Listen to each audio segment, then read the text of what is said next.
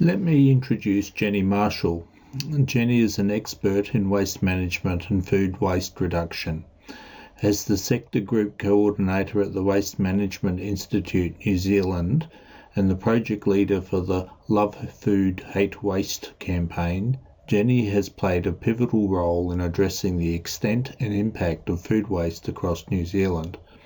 Her work with the Love Food, Hate Waste campaign focuses on raising awareness and providing practical strategies to minimise food waste, save money and contribute to New Zealand's climate change goals, including achieving zero carbon by 2050.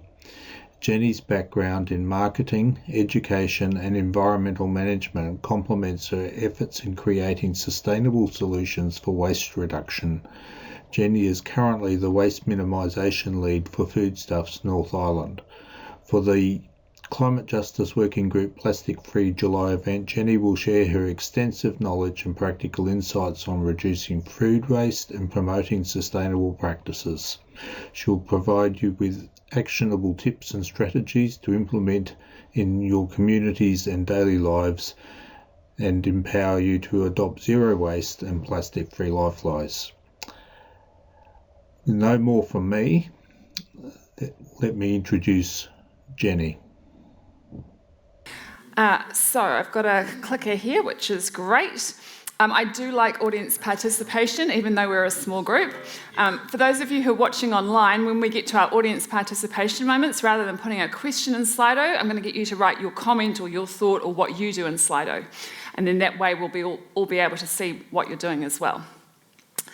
So what I want to do today, and it's always really hard when you're the third speaker in the afternoon and everyone's like, oh, I'm going to doze off, because it's kind of, I've had a cup of tea and I've had a biscuit and I'm kind of feeling like, oh yeah, it's struggling to stay awake. So it's a small group here, so if you are falling asleep, I will be picking on you.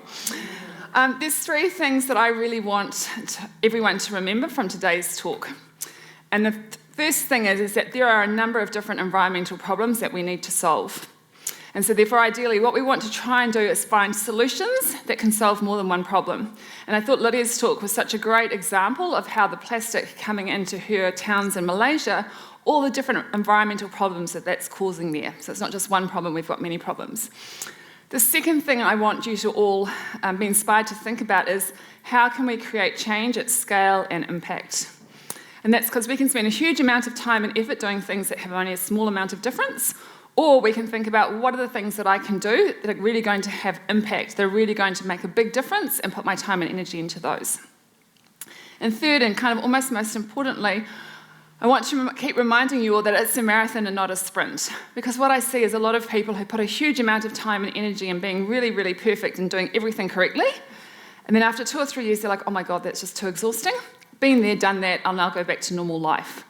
But we know that we've got a climate change crisis, and we know it's not going to be fixed really quickly. So what we need to do is find things that we can do in our own lives that are sustainable for us to do not just for 1 year or for 6 months, but to do for the rest of our lives. And that means thinking about, do I enjoy doing this? Has God called me to do it? Is this going to have impact? So let's see if they're... So this is my first point, and I do come from a bit of an academic background as well. So my first point is there's more than just one environmental problem which needs solving. Now that seems really, really obvious, but when I worked for the Ministry for the Environment, people would come to me all the time to say, Jenny, I've got this great solution. And I'd be like, hey, well, what's your solution? And I'm just going to pick on one, but many people would come to me with different solutions. People would say, the solution is compostable packaging. That's going to solve all our problems. We won't use any plastic packaging. We're going to make it all compostable. And I'd be like, great, what's it made from? And they're like, oh, it's made from some kind of plant. And I'm like, okay, so at the moment we have a huge amount of our jungles and forests being destroyed to grow more food. Think about what's happening in the Amazon, think about what's happening in Indonesia with palm oil. So now you're saying to me, instead of growing crops to grow food, we're going to grow crops to grow a huge amount of packaging. So what's going to happen to all that jungle? Is it suddenly going to be preserved and protected? No, people will be even more motivated to get rid of the jungle. So what we want to do, and Lydia mentioned this before, is we need less packaging and we need to think about packaging that can be reused over and over again. And so people will be really disappointed when I would say, oh, I don't think compostable packaging is such a good idea because it's still single use. And I think they thought I worked for the Ministry for Waste and Recycling, but it's like, no, I work for the Ministry for the Environment, so therefore my job is to think about all of the environment. So this is a nice thing called planetary boundaries. It's got a really flash diagram and some complicated words, but basically some scientists got together and they looked at the 9 different aspects of our environment that we need to look after and protect to make sure that we've still got a livable planet. We won't go into the details of every single thing on there, but what I'd like you to know is that if it's green, it's in the safe zone. If it's orange, it's getting a bit problematic, and if it's red, we're almost at the tipping point of which there'll be catastrophic changes. So we're not going to look too much at this one because this was 2009, the first time that they did it. What we're going to look at is at the 2023 update. And we can see that there's a little bit of stuff that's still in the green zone. We've done a really good job about the hole in the ozone layer. Do you remember like 20 or 30 years ago, that was a big problem? And so we've done amazing changes, and you can see that that's come right back down into the green zone. So what are the 3 things that are really problematic at the moment? So the first one, flash names, novel entities. You're like, what's a novel entity? It's basically a way to talk about plastic pollution. And we saw from Lydia's talk earlier that, the huge impacts of plastic pollution. Biosphere integrity, that's the number of species going extinct for a whole lot of different reasons, but we're almost at the tipping point for that. And then biochemical flows, particularly important for New Zealand, that's the amount of phosphorus and nitrates that's going into our waterways. That means that we can't swim in our rivers, we can't drink the water from our rivers, and it means that our aquatic life in our rivers is really bad. Now you might kind of think, well, what about climate change, and why is that not kind of right out in the red zone? Because this is monitoring how bad our climate is now. The problem is all the emissions that we generate now, we're going to experience the impact of in 20 or 30 years' time. So in 20 or 30 years' time, if we carry on at the way at the moment, we'll actually be there'll need to be another colour. I don't know what colour goes beyond red, but we'll need another colour. So I find this is it's a bit academic, but it's really helpful because it reminds me that these are all the different problems that we're trying to solve, and that ideally we want solutions that will solve more than one problem, or at the very least, not solve one problem and create another one. Because you can see here, there's a thing called land system change, and that's really about the amount of jungle and forest that's being chopped down, which then leads to our biodiversity loss. Oh, I'm going to go back a slide. How do I go backwards? The little button underneath. Cool. Because when you give the answer before you've asked the question, it's like, I hate it when I do that. So we're just going to think about climate change for 1 second, and this is an opportunity for anyone online to answer in Slido and anyone in the room to put up their hand. If I said to you for households and individuals, what's the number 1 thing you could do to reduce your climate change emissions? And you can answer if you're sitting at the sound desk, because here's an opportunity to educate them as well. What do you think is the number 1 thing that you could do as a household or individual to reduce your climate change impact? Anyone in the room brave enough to have a guess? Yep. Charge the EV at night when there's less fuel burnt. Cool, yep. Anyone else? I'll pick on you. What's the number 1 thing you think households or individuals can do? Turn off your hot water when you go away. Yep, okay. There's no wrong answer, yep. More clear separation of waste being generated. Yep. Anyone else? Take one from the back of the room. Oh, okay, so you're not going to say that. So I'll have a quick look to see if anyone has answered online. So everyone feel free to have a look at your Slido if you've got it opened up. Has anyone put their answer in? No, so everyone online is even more nervous about getting it wrong than people in the room, so that's fine. So basically, the good news as always is that there's thousands of scientists around the world who spend all their time pulling all of the research together and then they come up. So there's a project that you may or may not have heard of. It's called Project Drawdown. My presentation and links to all of these will be sent out to everyone, so you don't need to Google it now unless you're really interested. And they ranked the top 93 solutions for households and businesses of what people could do globally to impact climate change. And you might be surprised that for individuals, and what I did is I did put in a relevance to New Zealand, and that's just because New Zealand has quite a large amount of renewable electricity at the moment, so that's not such a focus for us compared to other countries. The number 1 thing that households and individuals can do is have a plant-based diet and reduce their food waste. And I don't know if you can see at home, but can you see how that is numbered 103 and 102? That's the number of tonnes of CO2. Recycling, which is down the bottom, is 11 tonnes impact. So recycling is a really, really good thing to do, Because don't forget, we've got 9 different problems that we're trying to solve, but if we're only really focused on climate change, then not wasting food is just so much more impactful. The other thing that I found fascinating, because I always learn when I do these talks as well, and I hadn't looked at this chart recently, is that buying your EV, that's even below recycling.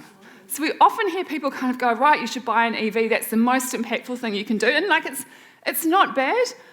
Public transport. The thing that I also thought was really interesting is that for businesses, what should businesses be doing? The number one thing businesses can do is think about their refrigerants. So I work for foodstuffs, we've got massive freezers and chillers in our stores and our distribution centres, so we're working really, really hard to switch over all of our refrigerants, because actually that's the number one thing that businesses need to be doing to prevent climate change. So the reason why I find this so useful is that sometimes you have an idea about, oh, if I recycle really, really well, that's going to be hugely impactful for climate change. And it's like, well, actually, the evidence doesn't suggest that. But there is some good news in this. So the good news is they looked at all these 93 solutions, and they were like, right, what does government and business have to do or be responsible for? So about 75% of the impact of carbon, businesses and governments need to do things differently. So that's on them. But it's still quite encouraging to think that 25% of the change can come from people like us. So there's things that we can do that will have an impact. So it's not a case of, oh my goodness, if the government doesn't do anything, we're all doomed. Actually, a quarter of the emissions, you and I, can have an impact in. So for me, that was quite encouraging.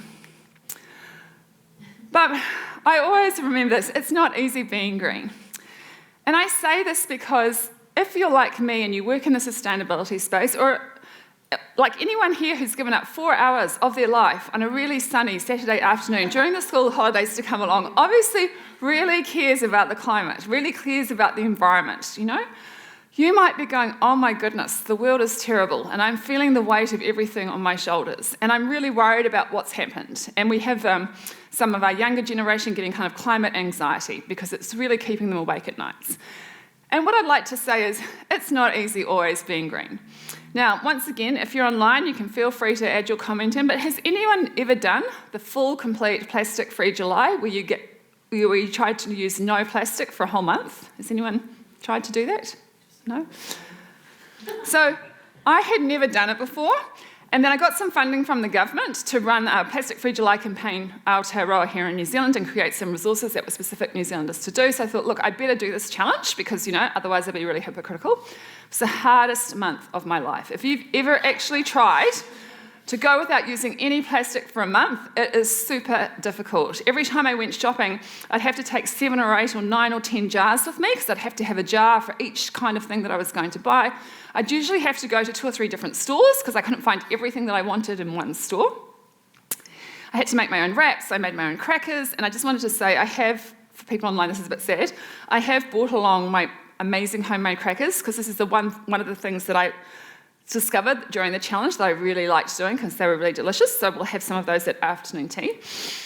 But it was just exhausting. And by the end of the month, as I kind of reflected on it, I learned a lot about myself, about how hard it was to, you know, people say, oh, well, just don't use any plastic. Really, really hard to do. But also during that month, I'd had no time to spend in my garden because I was out kind of shopping for hours and hours trying to get everything. I'd wasted much more food than usual because I was so busy kind of thinking about the plastic, I didn't have time to think about doing other things. So actually for me, when I was thinking about, well, what can I do in my life to be sustainable, if I just spend all my time focusing on solving the plastic problem, there were lots of other environmental activities that I didn't have time to do. And so I think for all of us, it's really important to think about our own lifestyles and think about, right, what do I have the time, energy, enthusiasm, and capacity to do? What impact is it going to have if I do these things, and then how do I prioritise? So my encouragement to everyone today is to really think carefully about what are the actions which have impact, which are sustainable for your lifestyle. Because everyone probably in the room here and online is in a different stage of life. If you've got a young family and you've got children, you've got probably not a lot of time, you might not have a lot of money, and you know that children can create a huge amount of waste. Okay? If you're retired, you might be like, well, I've got lots of time, but I'm now on a really fixed income. So some of the things that I might want to do for the environment are just too expensive. I look at it and I'm like, oh, can I afford to buy an EV? Because, you know, it's $50,000 and I might eventually save some money, but it's a big choice. So I think things that are important to think about firstly is, will you enjoy it, and does it bring you a sense of satisfaction? So I have a friend who really, really likes sewing. So she loves repairing clothes. She loves taking old clothes and converting them into new clothes. I cannot think of anything worse. So for her, that's a hobby that she really enjoys. So it doesn't even count as being sustainable because it's just a fun thing that she does. To me, that's just like the ultimate in torture. I can't think of anything worse. I think another thing is God calling you to do it? Because if God is actually calling you or your church to do a particular activity or to be sustainable in a particular way, then He's going to empower you. The Holy Spirit will give you the strength and energy to make that happen. So for some people, that might be a key driver in deciding what it is you want to do. But also, let's be practical. Is it going to take you time or save you time? Some environmental things can save you a huge amount of time. And some environmental things, like making your own wraps, can I tell you, take a long time. Some things can cost you a lot of money, or some things can save you a lot of money. It's going to cost you a lot of money to buy that EV. If you focus on reducing your food waste, it's going to save you a lot of money. And finally, we also need to think about it, look, is this going to be a really simple, easy change that I can make, or is it going to be a huge, massive upheaval of my life? But the final thing, and probably all of these things are going on subconsciously in your head when you're thinking about what choices you make in your life. But the one I encourage everyone to think about is, well, what impact will it have? Because we can spend a huge amount of time and energy on things that have almost no impact, or we could spend the same amount of time and energy on things which will have a much bigger impact. So, once again, we don't have to think too much because some amazing people have done the hard yards for us. So this is a UK campaign called Take the Jump. You can Google it online. It's a challenge that you can do as an individual, as a group, as a church, or as a household. But basically, once again, they took all of that long, very theoretical research I showed you from Project Drawdown, and they were like, well, what does that mean for real people? And so these are the 6 most impactful things that people can do around climate change. I'm going to tell you about them all very briefly, and then we're going to do a deep dive into the 3 topics that also relate to reducing our waste and plastic, because why not solve more than one problem with one solution? So the first thing, and this is so challenging for my husband, he loves shopping, end clutter. We just buy too much stuff. And when we do buy things, we're like, oh yeah, I need a new phone because it's 5 years old. We need to keep everything that we buy for at least 7 years. We need to be not buying as much stuff, and we need to buy things that are going to last as long as possible. Travel fresh. If you can, don't have a car. Now, this is super challenging for anyone who lives in Auckland and other parts of the country where we have terrible public transport. This is a UK campaign. It's slightly easier for them, but ideally, we do not want to own cars because they are very expensive. Even the production of a car, in terms of the amount of materials that goes into that car, is huge.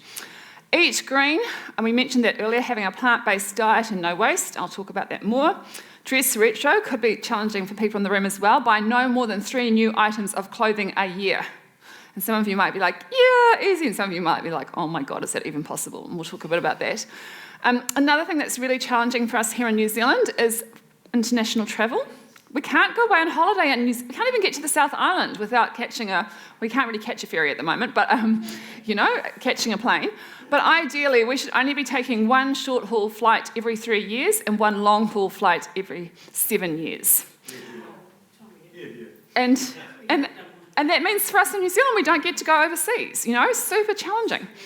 And then the last one, and I was so pleased to hear Lydia talk about this one, and this is really key, is try and do at least one or several small things to change the system. And remember how Lydia told us that as a child she wrote to the Prime Minister, and she's done her petition. What are the things that we can do to influence the 75% that business and governments are responsible for?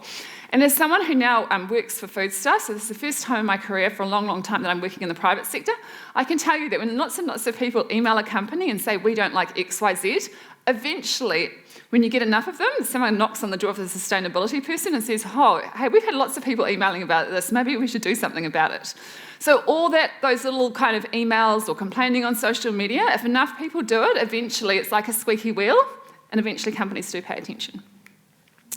So, the first thing I'm going to now do is this deeper dive into things where we can both reduce our waste and think about our plastic and prevent climate change, because why not solve multiple problems at the same time? So we have an amazing opportunity with us at the moment. So we have a right to repair bill, which is before Parliament. Now, this is a private member's bill, which means all MPs can do a conscience vote. They do not have to vote with their party. They can just make their own decision about it. So this is a bill that guarantees us as consumers that if my iPhone breaks down, I can go to a repairer and get it repaired. Now, at the moment, Apple will only guarantee spare parts for 3 years. And if your phone is older than 3 years, they won't make any spare parts available. Why? Because they want you to buy another phone. I'm more than happy to keep my phone for 7 years, which is what our recommendation is, keep each product for 7 years, but I can't do that with an Apple iPhone because if it breaks down, I can't get a spare part.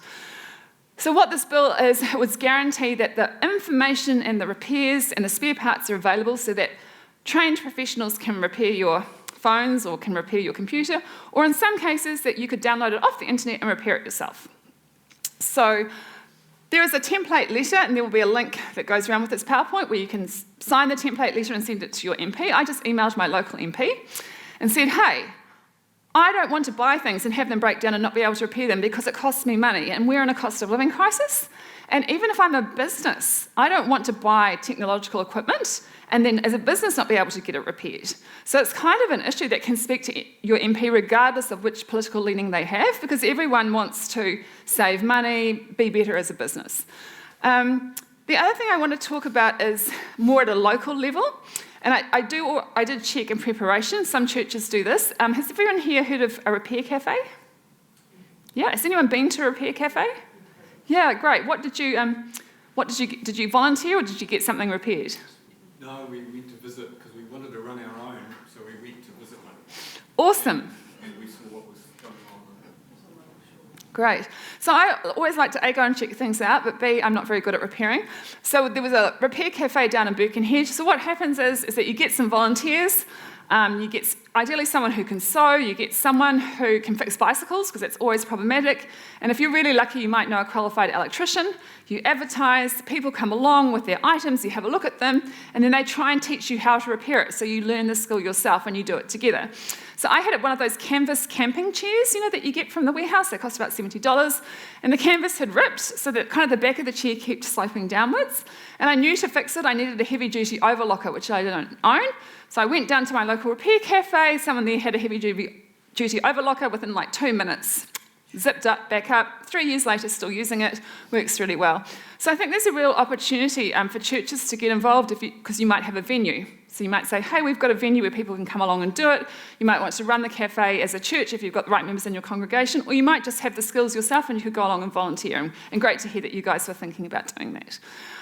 The final thing I'd just like to mention, it's quite small down the bottom, recycle a device. All churches and congregations will have IT equipment like laptops. Eventually they'll need to be replaced. Recycle a device will take your laptop, strip all the personal information off it, and then they donate it to communities where laptops are hard to buy. So now, everyone always says to me, oh, Jenny, it's nice to have some personal things, so this is where I'm going to tell you the good things or not that we do.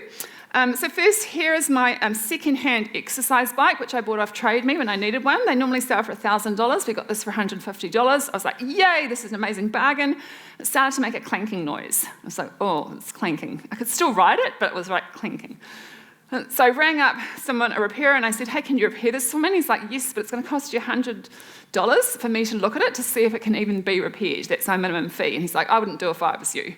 It's like, oh God, I work in the recycling sector and I talk to people about this stuff all the time, And I was like, morally, I said to him, look, morally, I have to pay the money because, I just can't talk about it and not do it. So I live in Browns Bay. He was in Glen Innes. So I trekked all the way over to Glen Innes to drop off my bike, and he looks and he's like, are you really sure you want to do this? Because there's no guarantees that I can fix it. I said, no, look, give it a go. He rang back up the next day. He's like, yeah, a little part had come loose and I've ordered you a new one. And I paid, I think, $150. So my bike, instead of costing $150, cost $300. But originally it was $1,000. So either way, it was a saving. The other thing I also wanted to talk about was we often see people kind of go, I need a new kitchen, and they rip out the whole entire kitchen. It all goes to landfill. So during lockdown, we looked at our kitchen, and unfortunately, I didn't have a photo of what it looked like completely before, but you can see the old orange tiled bench top, which looks a bit horrible. And if you can imagine that every single cupboard, apart from the pantry, was brown, a really weird dark brown with really weird brown handles. It was from the 1970s. It's our family, my husband's family home, and it hadn't been updated. So the first thing that he did when it was level 3, and I think you're allowed to order stuff online from Mitre 10, he went out and he repainted everything white. And see these lovely, beautiful handles? They're from someone else I know who's less sustainable than me, and their interior decorator told them to change their handles. So I said, I'll have your old handles. So we thought they looked quite flash. And then more importantly, what we did is we got some kind of, I can't remember what it's made from, my husband told me this morning and I forgot, but we just recovered those orange tiles. So those orange tiles are still there, but we've got this lovely, beautiful bench top. So it cost us about $3,000 to renovate our kitchen. Nothing went to landfill, and you can see we were like, oh, actually the lino, yeah, it still looks horrible, but it still works, so we couldn't even bring ourselves to tear that out. So when we talk about keeping things for longer, these are some of the things that we can be thinking about doing. Can we renovate rather than rip everything out? I am talking quite fast, so I'm hoping everyone can keep up with me, but I thought it was good to make sure that we don't fall asleep. So the next thing I want to talk about is eating green. I'm not going to talk about a plant-based diet because that is just so controversial in New Zealand. So I say with pride, I spent 3 years of my life running the Love Food Hate Waste campaigns. I'm a little bit biased when I say if you haven't been on the Love Food Hate Waste website, it's really good. It's got really great recipe ideas for how to use up leftovers, and it's also got the recipe for this homemade seed cracker, which is really good for reducing your food waste and for going plastic free. It's got the Easy Choice Family Kai cookbook. So this is a spring, summer, winter cookbook, and it's designed for families who are on a budget. It's got a shopping list, and if you buy all the ingredients on the shopping list, you'll have zero food waste for your meals. And it's designed to be budget prices. Because I really hate those ones that say, oh, this meal costs you only $10. And that's because they said, it's 5 cents of this and 10 cents of that. So you actually have to buy $50 worth of ingredients to do it because you don't own all of these weird ingredients. So this is a really affordable cookbook. We also have this 8 ways with cauliflower and 8 ways with other things. And this is to, if you're like, oh, okay, cauliflowers are on special, I'm going to buy them, I'm a bit bored of eating with them. What are some other things I can do? One of the things that I found out is that you can eat the stalk of the cauliflower and turn it into cauliflower rice. So I now get an extra meal out of a cauliflower because I'm eating a part of the cauliflower that I never used to eat before. And then the current organisation that I work for, Pack and Save, has this really cool thing called the Savvy Meal Bot with Stickman. Basically, you can enter in any 3 ingredients that you might have in your fridge or pantry that need eating up, press the button and it will generate a recipe for you, custom designed for those ingredients. And then if you don't like that one, you can press the button again and it will give you another option with 3 ingredients. It's a really useful tool to use. So, reducing food waste. What can your church do? So this is an example of St Mary's, which is an Anglican church in Tall Bay, in my community. And their church property is right on a main road. And a local community group asked permission to put a community pantry on their property.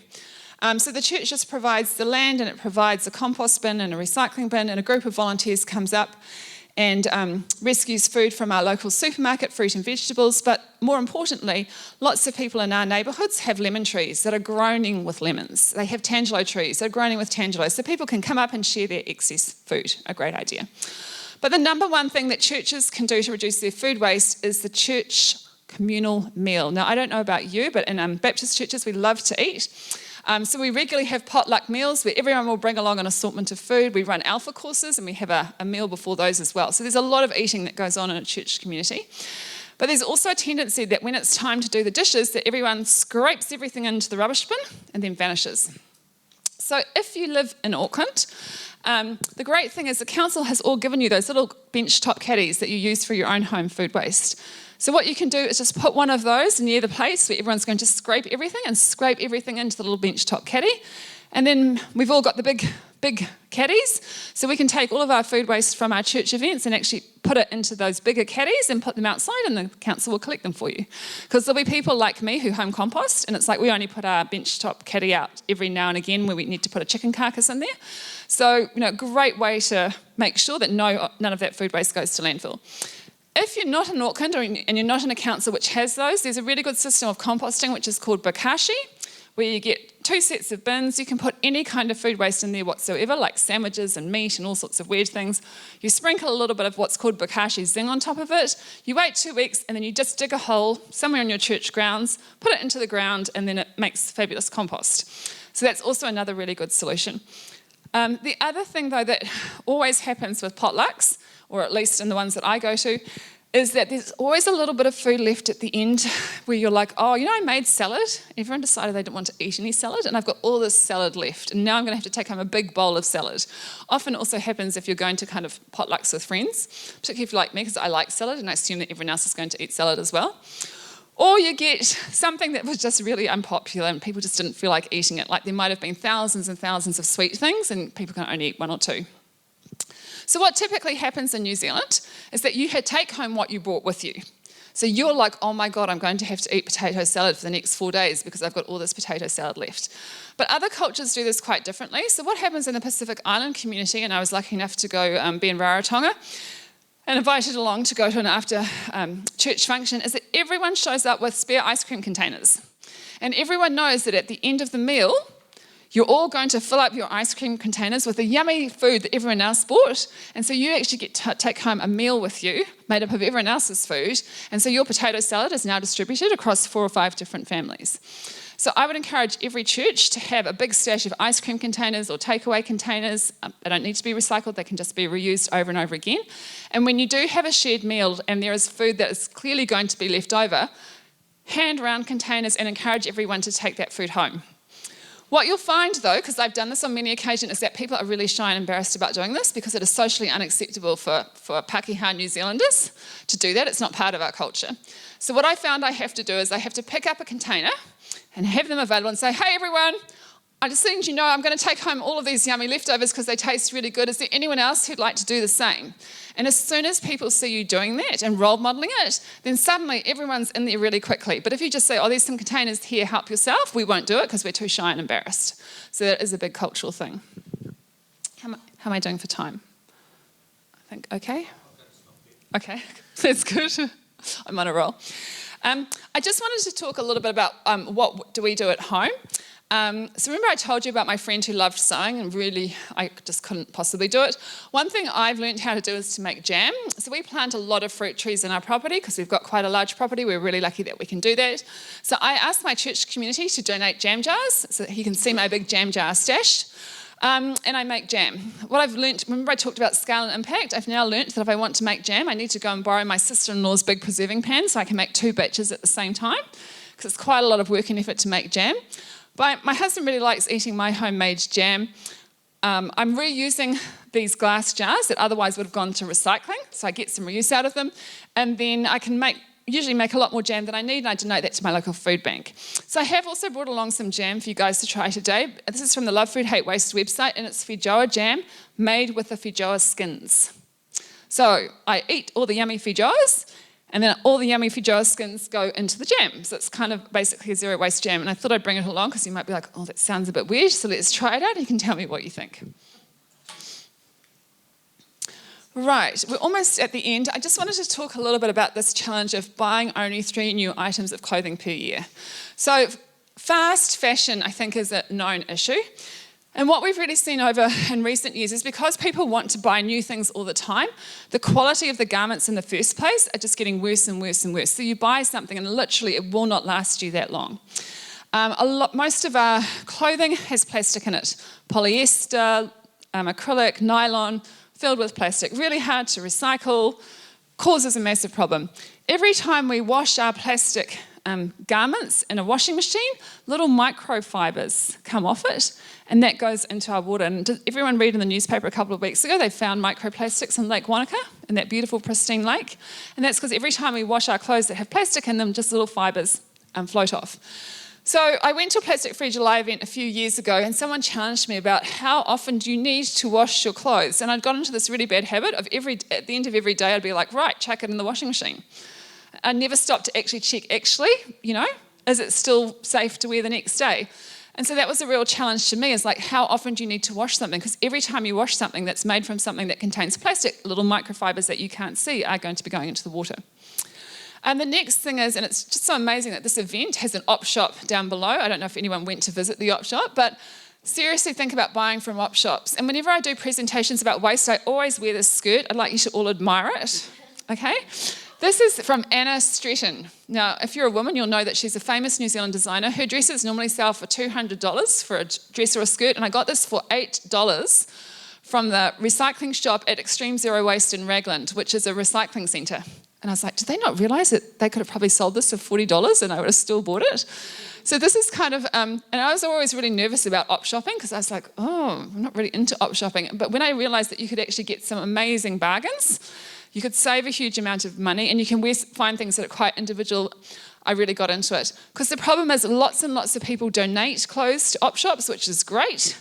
But if no one buys that clothing, it just ends up creating a whole lot of waste that the op shop has to deal with. Now, some of you guys will go, look, that's just not me, I just can't do that. So the challenge for those sorts of people is to buy less, but buy quality. Buy something that you know you're going to look fabulous in, and buy something that you can wear for years and years and years. So this top that I got, I bought about 20 years ago, and it's really good condition. I think it still looks okay. It definitely matches with my outfit. And when I bought it, it wasn't that cheap, but it was quality, and it was something that I knew that I'd wear again and again and again. So a couple of other things that are a little bit more different I'd like to tell you about. Has anyone here heard of or been to a clothes swap? Oh, great, you've been to one, yeah? Did you find many things that you liked, or, yeah? Yeah? So once again, I Googled. So there are clothes swaps happening now in some churches, and some people are doing these for fundraising activities. So what you do is the week before, you take your good clothes that you're just bored with, and you drop them off, and you get a voucher for every item of clothing that you've dropped off. The following weekend you go along and all the clothes are on racks, and then for every item that you've dropped off and got a voucher for, you can get something new. So instead of people getting more clothes, they're just getting different clothes. They're just changing their wardrobe over. Really popular for people who are in their 20s, 30s and 40s, because they're just exchanging clothes that they've got a bit bored with someone else's clothes that are new. The final thing is, if you've got clothing that is not suitable for donation, and please only donate to op shops, clothing that is really in good condition. Both H&M and Icebreaker do offer recycling options. Now, there is always the question of, well, where do they go for recycling? But they are quite large global companies, and these are large global recycling programs. So I take all my clothing, which is a little bit too ripped or torn or old for an op shop, and I take it into H&M, and they even give me a discount voucher, which I then pass on to a teenager I know who's like, oh yeah, I like their clothing. Two other things, and I know I'm running out of time. Ripple was on 7 Sharp a couple of weeks ago, so that's a charity where for $20 you can get sent a courier bag. You can fill it up with all your children's clothing, send it back to them, they wash it, they dry clean it, and then they put it into a box, and then they'll give it to a family that actually can't afford clothing for their children. And then we've seen a few different organisations pop up where they're hiring out children's clothing. So if you think about, you can get a box of clothing for a boy aged 6 to 12 months, and then when your child grows out of that, you send that box back, and then they give you the next size up. So it's just another way of having less stuff, but using it more effectively. Right, so I just wanted to finish by saying, when I was doing some preparation for this talk, I was super, super impressed by the EcoChurch NZ website. And I had a really good look at the website. And firstly, they had some amazing Bible study guides. And what I really liked about them is that they included a Te Ao Māori perspective. And they referenced Parakore, and they referenced New Zealand concepts. And I was really impressed. So I'm going to be getting our home group to do some of these guides, because I thought that they'd done a really good job. The part that I thought was super awesome, though, is that they did have a checklist for churches. And it kind of followed the theme of what I was talking about before. I mean, the main role of the church is to share the gospel, is to share, our love for Jesus. So we can't necessarily do every single possible sustainability thing, because we're not sustainability organisations, we're churches. But what we need to do is think for ourselves as a church, what are the things that we can do that can have scale and impact and that are meaningful for our community?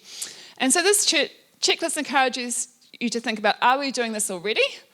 Should we explore doing this? Or actually, it's not relevant for us at the moment. Because remember, we need to think about things that are sustainable in the long run. It's a marathon, it's not a sprint. And we might find that our church communities are only kind of willing to do one or two things. So can you choose the most impactful things that you can do as a church? And I was kind of reflecting on my church, because I live in an incredibly hilly suburb. So for us to invest in cycle racks outside the church probably doesn't really make sense, because no one's realistically going to cycle up incredibly steep hills to my church.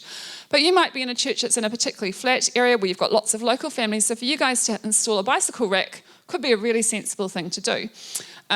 what my church has done is that we have a preschool that's part of our church building, and they've decided to be a zero waste preschool. And so they're teaching children how to be zero waste from a really early age. There's almost no plastic in the centre. All the toys, all the equipment is made from wood. So that's kind of where they've really prioritised their effort as a church. The other thing I'd like to tell you about is when I worked for the Ministry for the Environment, and I wasn't in any way involved with Lydia's petition, but when I arrived at the ministry, I was like, we've got a whole lot of really good information that the public deserves to know, and none of it is on our website. So I was determined before I left to really improve the quality of information available for the public. So we now have, for each different material that's collected in curbside recycling, we have a page which explains what can and can't be recycled, but we tell you what countries it's exported to when we know that information, what it gets turned into when we have that information, how these things are recycled, because we just wanted to be a lot more upfront and transparent about what we know, but also we tell you what we don't know, because there's some stuff that even as the Ministry for the Environment, we don't know. The other thing on there that I particularly like is it's a section on how to recycle items not accepted at curbside. So there are lots and lots of things that we can't put in our council curbside collections, but can be recycled in other ways. So today when I came to this centre, I had some drink cartons made from liquid paperboard. They can't be recycled in my council curbside collection, but I'd Googled and I knew that you could drop them off here. It cost me $2. And I was like, oh, I'm happy to pay $2 to drop off my cartons. So, the final thing I just wanted to tell you about is on this website, we've got 2 great games that can be played as a church, with your children, with your households and your communities that test your knowledge about what can and can't be recycled. Because remember we said before, it's really important to get that contamination level down. And contamination is caused by people like you and me putting things in recycling bins that can't be recycled. And we do also have posters available in a variety of different languages, so that if you don't have great signage in your church where your recycling bin is or where your food scraps bin is, you can print those posters out and use them. So, what were my 3 key things from today? We've got more than one environmental problem that needs solving. So where we can, try and solve more than one problem with whatever solution you're coming up with. And definitely don't do a solution that's going to cause a different kind of problem. But think about impact and scale, which is if we're going to put a lot of time and effort into doing something, let's choose to do something that's really going to be meaningful, because we can spend a huge amount of time and effort on things that are quite small. And my final thing is it's a marathon, not a sprint, so pace yourself. Don't feel the pressure that you have to do absolutely everything perfectly, because you will exhaust yourself, and in 2 or 3 years' time you'll be like, oh, that's it. I've done my bit for the environment, now I'm going to go back to being normal. Pick the things that work for you and your lifestyle, pick the things that you enjoy doing, but don't forget, try and pick things that are meaningful as possible, because we do have a climate crisis, and if we don't all really start making a big effort, we'll just end up with a world which doesn't even bear thinking about. Kia ora, thank you so much. I'm sure I've left no time for questions whatsoever.